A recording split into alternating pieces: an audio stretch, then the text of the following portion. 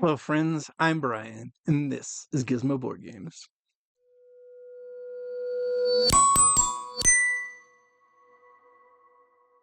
We've reached the start of another month, so it's time to look at my first impressions of those new to me games I played for the first time in February of 2026. And like I do every month, I'm just going to do these in alphabetical order and just give a little bit of my first impressions of each of these games. In February, I played 4 new to me games, starting with Embers. Embers is a button shy game that just got released from Kickstarter campaign last year. And it's a little bit of a tower defense game. You've got some heroes around a fire, and then you've got some monsters coming in to try to put out the fire. And you're going to use your heroes' abilities to move them around and thwart the monsters. And the monsters are going to use their abilities to either strike the fire or strike the heroes. And you're just trying to best manage the actions of the heroes and thwart the enemies and keep cycling them to the bottom of the list or the bottom of the stack, because if the stack runs out, the fire goes out and you lose. So you need to manage the cards on the table and your hero's abilities. I thought it'd be a lot better game than it ended up being. From the Kickstarter, I was excited for the chance to use heroes against enemies and use their special actions and things like that. But it felt kind of samey in my one play. I'll need to play it again for sure. I didn't probably strategize it very well either, but I pretty much got dominated really quickly. And maybe I didn't fully understand the hero movement. I kind of got to a place where I couldn't even pick off some of the enemies because they're on the other side of the fire and I couldn't get to them. Embers is a pretty neat game. If you like tower defense games in a small 18 card little packet, check it out. It's very affordable and it can play pretty much anywhere. It doesn't take up a whole lot of space, just enough to lay out some cards in a circle, really. Just like all the button shies, they're easy to get your hands on, easy to play, and they've got a wide swath of mechanisms and themes and everything like that. So I'm always willing to check out the new ones, even if they might not sing to me right off the bat. The second new to me game is a game I played on Board Game Arena this past month, and this is The Rats of Wistar. The Rats of Wistar is a worker placement action driving game of where your rats kind of living underground, and then you're going kind of into a house to explore. Again, I played this on Board Game Arena, so I didn't get the physical copy and read through the rule book and everything like that. I just kind of poked at it. I got enough of an idea of how to play. So if I'm misdescribing this, forgive me. But I did enjoy my plays of it. As you place the rats out onto this wheel, and the wheel rotates at the end of every round, so different kind of sub actions. Each spot on the wheel, there's 6 spots, I think. There's 2 main actions on each of the quadrants, and then the wheel of sub actions. And you're going to land your worker on the sub action part, and you're going to take the main action and whatever the sub action is that you put your worker on. And then those actions are going to give you resources to play cards out of your hand, which could give you permanent abilities or in-game scoring or other immediate or in-the-game benefits. You're trying to meet goals. And again, like I said, you're going into the house, you're exploring, and you're getting guest rats into your hole, assuming you've dug out a room for them to come visit your home. And they can give you abilities and points as well.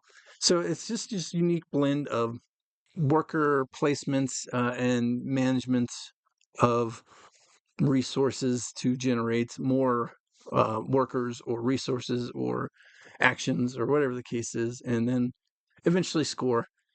I did not score great. It took me probably a round or two to really get the feel of what I should be doing in the game, and I guess that's kind of expected, especially since I didn't read the full rule book. So I thought it was fun. I'm looking forward to probably playing it again now that I understand what I'm doing from the start and giving it its real fair shake. It was a lot thinkier than I thought it would be, but I also heard that, so maybe I didn't think it would be more thinky than I thought. If you understood that, kudos to you. But yeah, I've heard, it looks a lot friendlier than it is, kind of like Root, I think. It's got cutesy meeples and everything like that, but it's a really kind of in-depth strategy game. Not super heavy, but heavier than it looks. And that's the Rats of Wistar. The third new to me game from February is Sylvion, and this is a tower defense game that I've seen in action way back, almost before I got in the hobby. Even someone was playing it, and I just saw it there. And was like, that looks really neat. It's fire creeping on a forest with cards, and you're just trying to defend that forest from the fire by playing different action cards out. So it captured my eye. I'd played Oneiram on the app a long time ago too, off and on, and it's in the same series, the same designer. So liking Oneiram told me like I'd probably really like the Sylvion game, and I do. I probably could like it better once I play it more. My first play did not go as well as I thought, but I didn't play it the full way. Because the real way to play Sylvion is to do the full card drafting, deck building game ahead of the game. You're going to build your deck at the beginning and then use the deck to play the game. But you've got so many cards, you've only going to have, a small portion of the real deck of cards any given game. So you can get a lot of variability into it. You can get a lot of variability into the bad guy cards, the fire cards, as well. So I think there's plenty of variability in there. It's a unique style of solo player. You can play it two players. I probably never would, even if I played two-player games more, just because it's one of those strategy games where you just sit and you puzzle it out by yourself, in a quiet corner somewhere, and just tower defend your forest. And now that I think about it, I've had two tower defense games in this last month, and they're both card deck games. One of them was a 18 card button shy game, and then this one's got 100 some cards in it. Smooth box game as well, Sylvion. And the final new to me game from February is War of the Ring, second edition. I don't know if the editions matter, but the newer version of War of the Ring. I've mentioned in past videos, I'm not a Lord of the Rings fan. I know the story. I It's enjoyable enough, but it's not something I get into deeply. But my buddy picked up this game, and it's a pretty sprawling dudes on a map game where one of you is playing the Fellowship and all the free folk, is what they are, um, characters and people types. What's the word I'm looking for? Gondor and Rohans and elves and dwarves and all those guys. And the other person is playing the bad guys, all the orcs and Sauron and the ring wraiths and all that.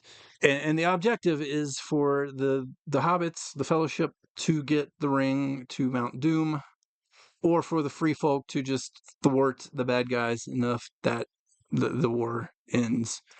And then the bad guys are trying to either stop the ring or score enough of the free folks' villages, take over enough of their fortresses and things like that to kind of just rule the world that way. So it's got a little bit of hidden movement in it, a lot of guys fighting on the map. It's got card management because every round you're gonna roll dice based on various things you have in your fellowship and in your team or whatever. You're gonna get different number of dice, and those dice are gonna give you the actions that you can take for that round. Whether it's play a certain card out to take its action, and you know you could be building up a certain area better than another, or moving. And again, the hobbits are going to like be hiding and traveling the map in stealth, while the red, I don't know what they're called, the bad guys, the irons, Eye of Sauron's people. What is? I'm asking you like you're an answer. You're watching a video.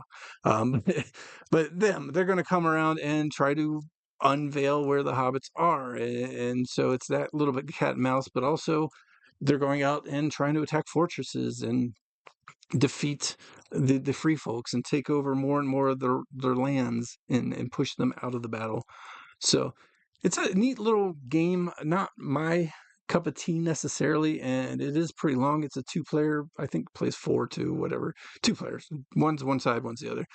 And you just taking action cards and taking dice actions to go try to save Middle Earth or not save Middle Earth. Rule Middle Earth, I guess. And it was fun. It was too long, and I don't. It was hard for someone who's not into Lord of the Rings.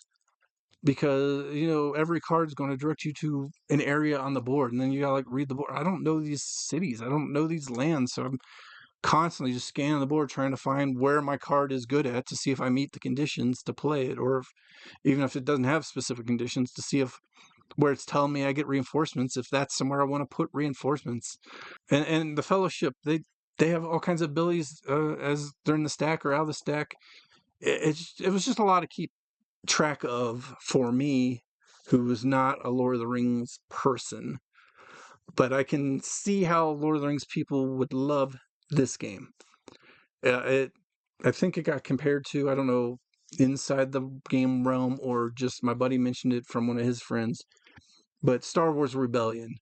It's like that. It's a two-player game that feels like the movies for Lord of the Rings fans. And I'm not a Lord of the Rings fan. I'm a Star Wars fan. So when I'm playing Star Wars Rebellion, I know where these things are. I understand why this guy has these powers, and why doing this might be beneficial. And I feel like I was missing that aspect of playing the War of the Ring, because I'm just not into that intellectual property. Still a good game. I could see why those people would really love it, and how it's, I think, number 8 all time on the Board Game Geek top 100 list, somewhere in that range. It's a good game. I'm not pretending it's not. It's not a good game for me. Anyway, that's it. Those are the 4 new to me games I played in February of 2026. I'll be back next week with some other board game related content, and again next month talking about the new to me games that I checked out for the first time in March. So if you will have any interest in those videos, make sure you subscribe. Thumbs up if you like this video, and be sure to comment what you've been playing in this past month as well. I can read basically every comment because I'm such a small channel. I don't get that many comments. So if you want to leave a comment, it will be seen. Until next time.